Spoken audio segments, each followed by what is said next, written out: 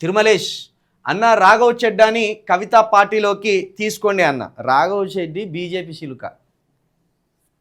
రాఘవ చెడ్డా బీజేపీలోకి పోతాడు. మీరు చూడుర్రి, అదొక పెద్ద డ్రామా. పార్టీ ఇప్పుడు ఆయన దేంట్లో ఉండే, ఆమ్ ఆద్మీ పార్టీలో ఉండే. ఆమ్ ఆద్మీ పార్టీ నాయకులను ఒక్కొక్కరిని బీజేపీ జైల్లో వేసినప్పుడు ఎప్పుడన్నా మాట్లాడిండా? పోయి విదేశాలలో జాక్కున్నాడు. ఇప్పుడేం చేస్తాడు? అసలు పార్టీ పేరు తీయకుండా, నాయకుని పేరు తీయకుండా ఈయన సొంత డబ్బు అయినా కొట్టుకునే ప్రయత్నం చేస్తాడు. అది పద్ధతేనా? అదే పార్టీ అయినా అట్లాంటి వ్యక్తులను ప్రోత్సహిస్తుందా?